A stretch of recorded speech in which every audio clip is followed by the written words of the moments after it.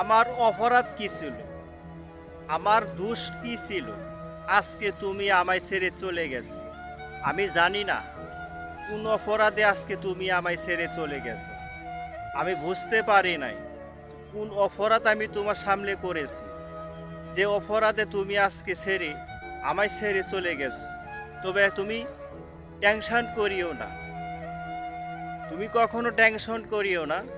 তুমি আমায় ছেড়ে চলে গেছো, তাতে কি হয়েছে? আমি কখনো তোমাকে অভিশাপ দিব না, আমি তোমাকে কখনো কষ্ট দিব না।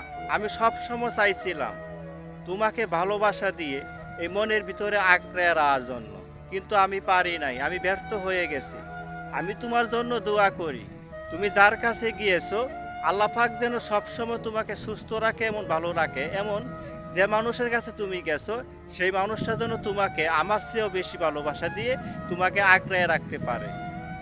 আমি কখনো, তুমি আমায় ছেড়ে চলে গেছো থেকে আমি কখনো মনে কষ্ট পাবো না।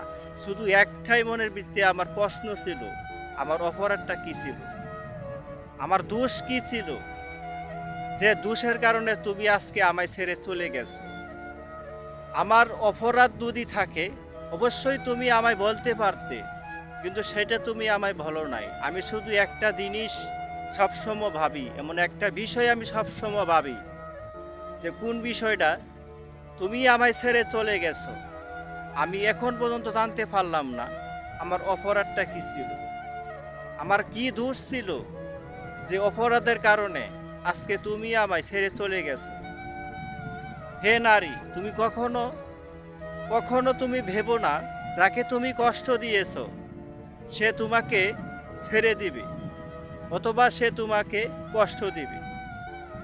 তুমি যাকে ছেড়ে চলে গিয়েছো, তুমি যাকে ছেড়ে চলে গিয়েছো এবং যাকে তুমি আপন করে নিয়েছো, সে তোমাকে কখনো কষ্ট দিবে না, এটা কখনো তুমি ভেবো না।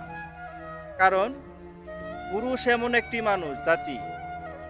পুরুষ এমন একটি জাতি যাকে একবার ভালোবাসা দেয়, মন থেকে দেয়, আর যাকে একবার কষ্ট দেয় তারা চিরজীবন শুধু কষ্টই দিতে থাকে।